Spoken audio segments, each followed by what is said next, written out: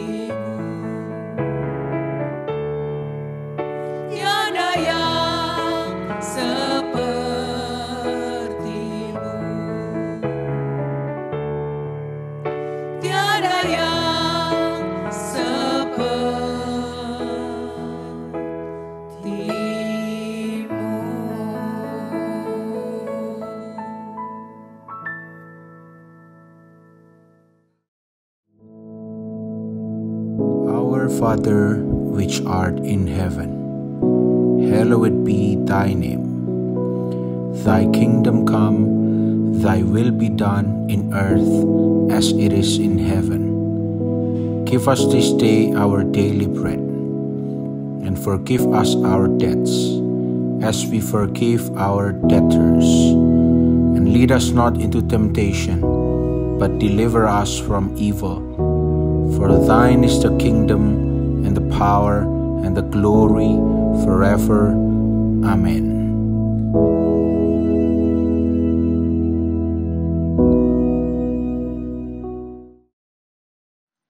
Shalom, selamat pagi, jemaat Tuhan dimanapun Anda sedang berada pada pagi hari ini. Kita akan sama-sama mendengarkan firman Tuhan, kita akan berdoa. Terima kasih Tuhan, mengucap syukur untuk pagi hari ini, mengucap syukur untuk tubuh yang sehat, untuk jiwa yang sehat. Saat ini kami akan mendengarkan firman-Mu agar roh kami menjadi lebih kuat, menjadi lebih sehat. Kami mau duduk diam mendengarkan apa yang menjadi pesan-Mu dalam kehidupan kami. Terima kasih Tuhan, kami mengucap syukur dalam nama Yesus. Haleluya. Amin. Pagi hari ini kita akan sama-sama belajar firman Tuhan. Dan pagi ini kita akan belajar dari sebuah perumpamaan. Nah, dalam pelayanannya di bumi ini seringkali Yesus menyampaikan pesan-pesan, menyampaikan firman-Nya lewat banyak sekali perumpamaan atau kalau bahasa sekarang itu ilustrasi gitu ya, analogi dan lain sebagainya. Nah, kita akan mempelajari sebuah perumpamaan yang cukup terkenal ya, yang pasti sering sekali kita dengarkan, yaitu mengenai perumpamaan tentang anak yang hilang ya, yang diambil dari Lukas pasal yang ke-15 mulai ayat yang ke-11. Ada seorang ayah yang memiliki 2 anak laki-laki. Pada suatu hari, anak yang bungsu berkata pada ayahnya, "Ayah, bisakah engkau memberi harta warisan yang menjadi bagianku?"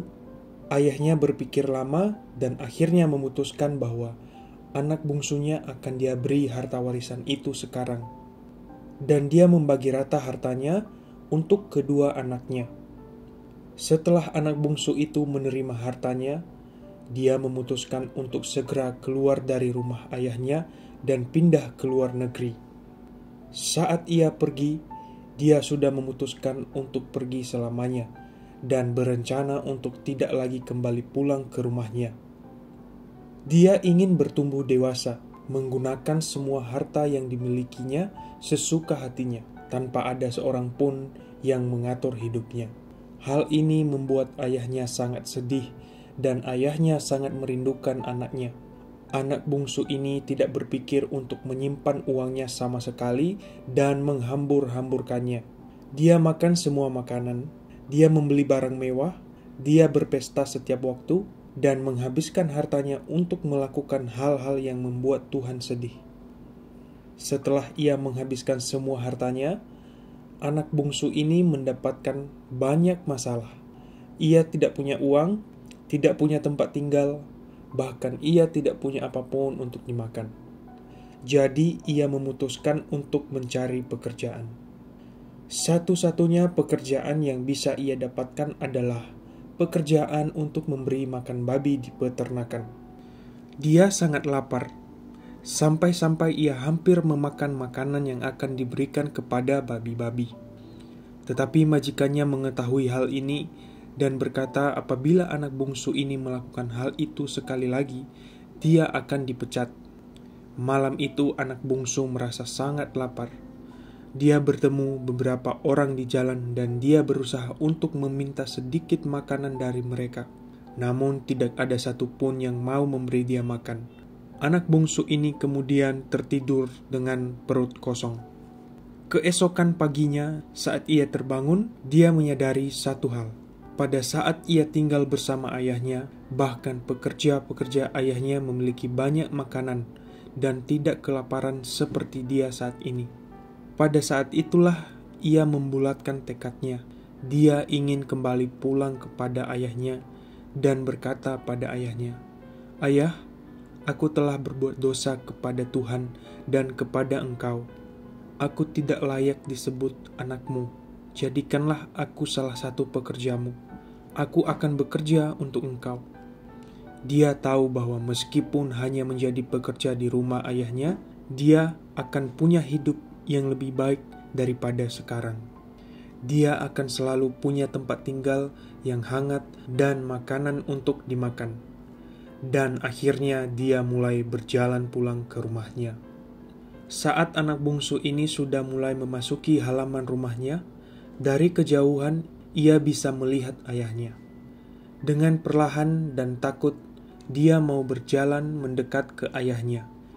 Tetapi tanpa dia sangka justru ayahnya yang berlari ke arah anak bungsu ini. Ayahnya pun berlari ke arah anaknya sambil berteriak, "Anakku, anakku, akhirnya kamu kembali pulang." Anak bungsu itu tidak dapat mempercayai semua ini. Dia tidak menyangka ayahnya menyambutnya dengan hangat.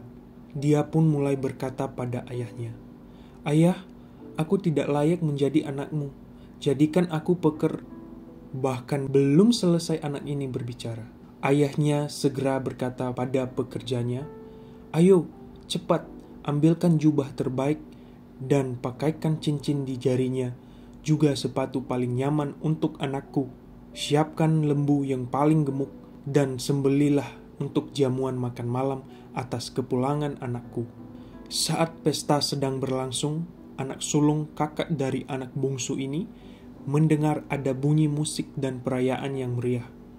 Ia memanggil salah satu pekerjanya dan berkata, "Pesta apakah yang sedang berlangsung?" Pekerjanya memberitahu, "Adikmu yang lama pergi telah pulang kembali, dan ayahmu mengadakan pesta untuknya." Anak sulung pun merasa marah dan tidak sudi datang ke pesta itu. Ayahnya mendengar kabar bahwa anak sulungnya marah dan tidak mau datang ke pesta itu. Ayahnya pun mendatangi anak sulung itu untuk mengajaknya ikut dalam pesta.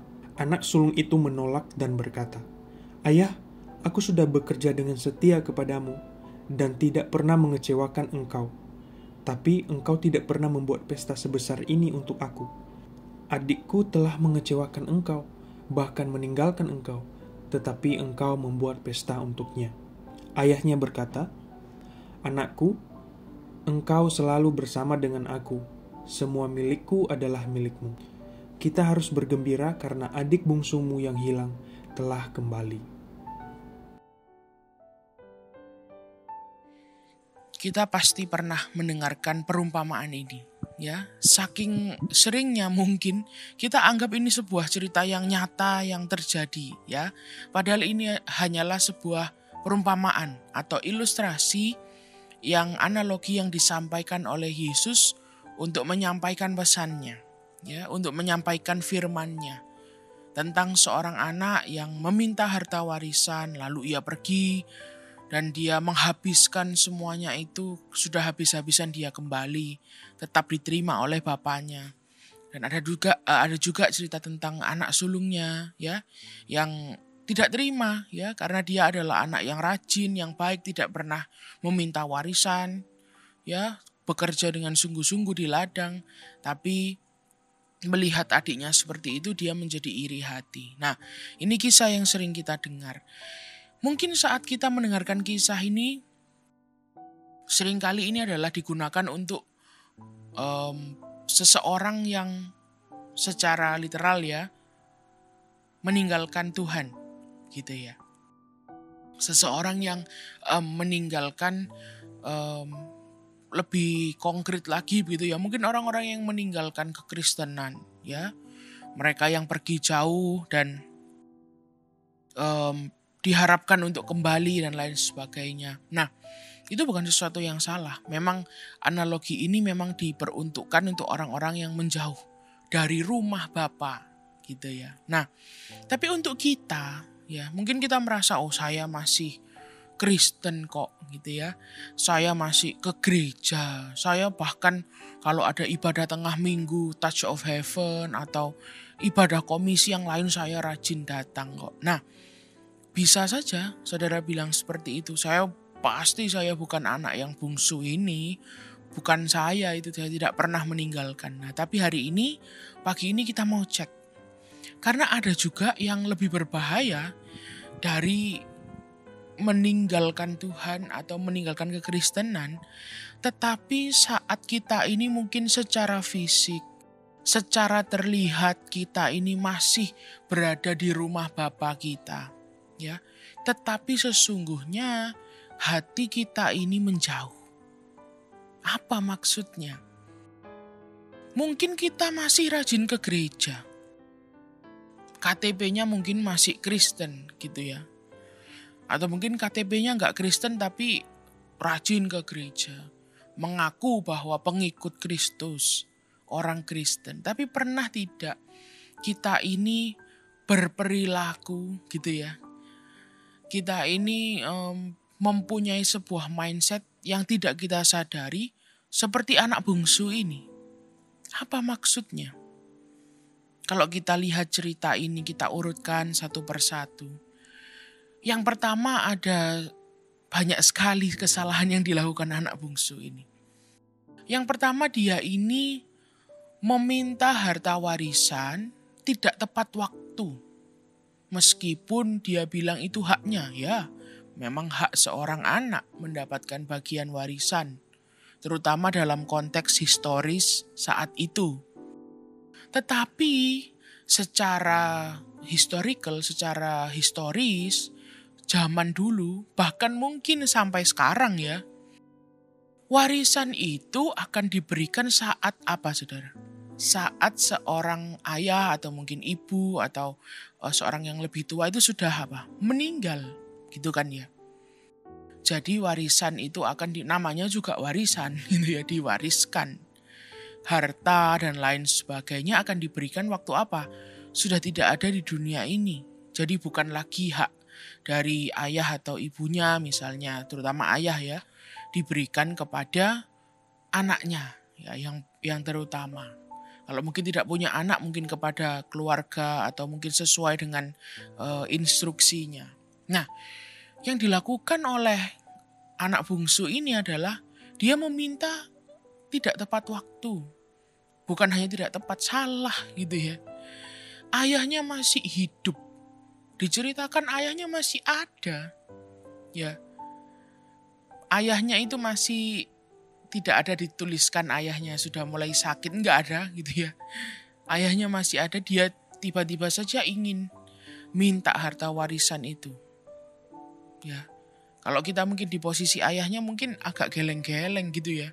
Nah ini dia berdoa saya cepat mati atau gimana? Atau mungkin kemungkinan anak bungsu ini karena saking tidak sabarnya dia mungkin kapan ini ayah saya mati ya? Sehingga saya bisa dapat harta warisan. Nah bisa jadi seperti itu. Jadi dari sebuah perumpamaan yang sederhana, Tuhan Yesus ini bisa menggambarkan banyak hal. Ya. Nah yang pertama yang dilakukan anak bungsu ini sudah salah. Sebelum ayahnya meninggal dia sudah meminta harta warisan itu. Oke, tapi bagi ayahnya oke, gak masalah karena kamu memaksa, karena kamu minta saya beri. Karena memang itu hakmu. Nah ini poin yang penting berikutnya adalah yang mungkin ya saudara ya.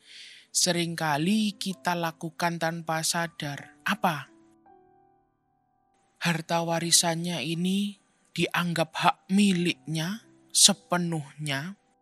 Sehingga dihambur-hamburkan, digunakan untuk hal-hal yang tidak tepat. Ya. Sampai habis. Kenapa? Apa hubungannya dengan kita? Ya. Kayaknya kita ini anak Tuhan yang gak kemana-mana. Kita gak meninggalkan Tuhan kok. Kita ada di sini. Tapi seringkali kita tidak menyadari bahwa berkat-berkat yang Tuhan berikan, ya, tidak hanya materi, apapun semuanya itu. Kita anggap sebagai, loh ini punya saya kok. Ini milik saya kok. Ini memang hak saya. Yang pertama mungkin ada orang yang seperti itu. Saya kok yang mengusahakan ini. Jelas ini punya saya. Semuanya ini. Atau ada orang yang menyadari bahwa ya ini dari Tuhan. Tetapi memang hak saya. Saya kan anaknya Tuhan. Memang saya berhak, saya setiap hari ke gereja kok. Saya rajin berdoa kok. Lah kalau saya diberkati ya memang ini bagian saya. Ini kepunyaan saya. Lalu kita gunakan semua itu. Apa sih yang kalau sekarang mungkin kita pikirkan, saya nggak macam-macam kok. Saya gunakan untuk yang baik. Oke. Tetapi apakah kita gunakan itu sesuai dengan apa yang Tuhan mau? Semua yang kita miliki, semua yang kita anggap hak kita, ya, sebagai anak Tuhan, yang diberikan oleh Tuhan, yang kita sadari atau mungkin tidak kita sadari, kita gunakan semau kita sendiri. Nah, ini punya saya, sudah dikasih sama Tuhan, ya punya saya gunakanlah. Kayaknya untuk kebaikan, sepertinya untuk sesuatu yang baik. Tapi apakah benar? Ya. Karena yang baik belum tentu benar. Nah, kita lihat lagi hidup kita. Semua yang sudah Tuhan berikan kepada kita, semua yang sudah Tuhan wariskan kepada kita, ya. Tuhan kan sudah mati bagi kita, Dia berikan yang terbaik bagi kita sehingga kita sekarang bisa hidup dalam tanda kutip hidup enak. Itu karena Tuhan sudah mati bagi kita. Ya. Tuhan beri kita berkat-berkat yang melimpah. Apakah benar kita gunakan ini bagi kita mungkin untuk sesuatu yang baik ya? Tapi apakah sesuai dengan apa yang Tuhan mau? Kalau tidak sesuai, sebenarnya kita sama saja dengan anak bungsu ini. Kita merasa bahwa ini hak saya, ini punya saya. Ya, apapun itu. Mungkin kesehatan tubuh kita, ya. Mungkin finansial kita secara material, ya. Dan apapun itu bakat kita mungkin. Apakah kita gunakan untuk sesuatu yang sesuai dengan apa yang Tuhan mau? Membuat Bapa kita ini berkenan. Apakah sudah kita lakukan? Apakah setiap kali kita mau berjalan, menjalani kehidupan ini, kita tanya kepada Tuhan. Tuhan benar, ini yang Tuhan mau apa enggak? Bagi saya ini baik loh Tuhan. Yang saya lakukan dengan tubuh saya, ya, dengan jiwa saya. Saya rasa ini baik. Tapi apakah itu yang Tuhan mau di dalam kehidupan saya? Itulah yang seringkali kita harus cek dalam diri kita. Itulah yang dinamakan jangan pergi dari rumah Bapa. Tidak pergi dari rumah Bapa, tidak meninggalkan Bapa bukan hanya berarti kita lupa ke gereja. Kita mungkin meninggalkan Tuhan dan lain sebagainya. Ada yang lebih penting daripada itu. Bisa saja kita mengaku anak Tuhan tapi hati kita ini jauh. Tidak pernah berkomunikasi dengan Bapa kita. Itu esensi sebenarnya dari meninggalkan rumah Bapa itu. Itu intinya. Itulah kenapa Tuhan kepingin kita ini selalu gak kemana-mana. Berada di rumah Bapa. Bukan berarti kita tidak boleh meraih mimpi kita. Bukan berarti kita tidak boleh menjalani hidup ini sesuai dengan kreativitas kita, bakat kita. Tidak. Itu yang beri Tuhan. Yang memberikannya semua Tuhan. Tetapi apakah semuanya itu kita gunakan untuk sesuatu yang berkenan kepada Tuhan? Itu penting. Nah, yang dinamakan menjauh dari rumah Bapa adalah saat kita nggak lagi tanya tentang bagaimana caranya kita menjalani hidup ini. Kita menganggap itu milik kita, semuanya itu hak kita. Saya mau keluarkan uang saya untuk sesuatu hal A, misalnya saya anggap itu baik kok. Saya mau pakai tubuh saya anggap itu sesuatu yang baik kok. Saya mau gunakan talenta saya, bakat saya.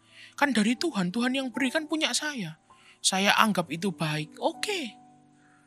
Sesuatu yang baik belum tentu itu benar. Maukah Tuhan dalam kehidupan kita ya? Benarkah itu kemauan Tuhan? Benarkah itu kehendak Tuhan yang kita sedang jalani dalam kehidupan kita ini? Kalau tidak, sama saja. Seperti anak bungsu ini kita. menjauh dari rumah bapaknya. Tidak lagi berkomunikasi. Nah, kenapa kok itu sesuatu yang tidak betul? Kenapa itu sesuatu yang tidak seharusnya kita lakukan? Loh, kalau saya berbuat baik kan saya pasti selamat toh. Kalau saya melakukan sesuatu yang baik kan pasti selamat. Iya. Tetapi apa standar kebaikan kita itu apa? Ya. Karena apa endingnya kalau kita ini terus-terusan menjauh dari rumah Bapa, tidak berkomunikasi dalam setiap, kalau boleh saya katakan secara ekstrim, setiap senti kehidupan kita ini, kita nggak selalu tanya sama Bapa kita nggak selalu minta konfirmasi, kalau bahasa gampangannya ACC gitu ya. Endingnya apa sih? Kita bisa salah ambil keputusan. Sesuatu yang kita anggap baik, kita bisa salah langkah. Endingnya seperti anak bungsu itu, habislah semua. Nggak ada lagi yang bisa digunakan. Nah, saya nggak tahu saudara sedang ada dalam tahap yang mana. Apakah saudara merasa, iya saya ini baru tahap menjauh dari rumah Bapa. Saya jarang tanya Tuhan. Ya saya lakukan hidup ini, ya kalau bagi saya baik ya saya lakukan. Nah, tahap awalnya ya. Tahap awalnya adalah menjauh dari rumah Bapa. Atau ada saudara di tempat ini saat ini yang sedang menyaksikan sudah sampai ke tahap yang terakhir. Salah ambil keputusan, dari awal tidak pernah berkomunikasi dengan Bapa kita, sehingga sekarang apa? Habis-habisan. Ya, tidak tahu lagi mau apa. Itu bukan janji Tuhan, itu bukan hukuman Tuhan. Itu hanya konsekuensi dari tindakan kita karena kita menjauh dan keputusan yang kita ambil selalu salah. Tapi Tuhan itu baik. Tidak pernah meninggalkan kita. Baik itu saudara sudah berada di tahap yang terakhir, sudah habis-habisan, sudah nggak tahu lagi mau apa. Apa yang dikatakan? Apa yang dilakukan oleh Bapa ini saat anak ini mencoba untuk kembali? Bahasa Jawanya itu kisinan, saudara ya. Mungkin kita juga dari tahap itu. Tuhan, saya tahu kok ini yang buat seperti ini sebenarnya saya sendiri. Nah sekarang saya pengen balik, boleh tak Tuhan? Gitu kan ya. Saya sudah lama gak ngobrol sama Tuhan. Saya sudah lama gak berkomunikasi dengan Bapa. Tapi ya sekarang saya gak punya pilihan lain. Saya ingin kembali. Apa yang Bapa lakukan? Diterima kembali. Dan bukan hanya saja diterima kembali. Ternyata apa? Didandani. Dikembalikan semua harga dirinya yang sudah hilang. Saya tahu ini mungkin sebuah pesan tidak untuk semua orang ya. Hanya untuk sebagian kecil orang yang sedang mengalami ini. Saudara mungkin udah gak ada harga dirinya gitu ya. Sudah dilucuti semua oleh dunia ini. Yang awalnya menjanjikan kebahagiaan dan lain sebagainya. Jalan satu-satunya kembali pada Bapa. Yang bisa mengembalikan kehormatan kita kembali cuman Bapa. Nah pagi hari ini kita cek. Sepertinya kita ini masih ke gereja. Sepertinya masih pengikut Kristus. Tapi apakah hati kita ini masih melekat di rumah Bapa? Masihkah kita berkomunikasi dalam setiap semua keputusan yang akan kita ambil? Kita tanya, inikah yang Tuhan mau? Dengan apa yang Tuhan berikan dalam hidup saya? Kalau misalnya saya ini sehat, ya Tuhan berikan kesehatan. Semua pekerjaan saya ini apakah Tuhan mau yang saya lakukan dengan tubuh saya ini? Kalau saya ini kaya raya, ya konglomerat misalnya. Semua yang saya keluarkan untuk A, B, dan C, apakah itu yang Tuhan mau? Mari kita berkomunikasi kembali. Mari kita pulang ke rumah Bapa kita, tempat di mana kita bisa berkomunikasi, bertemu setiap hari, ya, dengan Bapa kita yang baik. Kita punya Bapa yang sangat baik, ya, Bapa yang terlalu baik kalau bisa saya katakan. Kita minta berkat, kita minta seperti yang di perumpamaan ini, kita minta harta warisan. Mungkin waktunya nggak tepat diberikan kepercayaan itu. Sudah habis kita kembali masih diterima. Ya, itu Bapa kita yang baik. Mari kembali pulang ke rumah Bapa kita. Di sana kita temukan kasih-Nya, ya. Dan Dia yang akan kembalikan semua yang hilang di dalam kehidupan kita. Mari sama-sama kita berdoa. Terima kasih Tuhan. Hamba-Mu mengucap syukur untuk firman-Mu pagi hari ini. Dan saat ini kiranya Roh Kudus, Engkau yang mengingatkan dan menegur setiap kami. Apabila secara tidak sadar kami mulai menjauh dari rumah Bapa, di mana seharusnya kami berada. Kami mau selalu melekat kepadamu, melakukan hanya yang ingin Engkau rencanakan dalam kehidupan kami. Kami mengucap syukur Engkau Bapa yang sangat baik dalam kehidupan kami. Dan pagi hari ini kami terima berkat-Mu, perkenanan-Mu, dan kasih-Mu dalam kehidupan kami. Terima kasih Tuhan, kami mengucap syukur hanya di dalam nama Tuhan Yesus Kristus. Haleluya. Amin.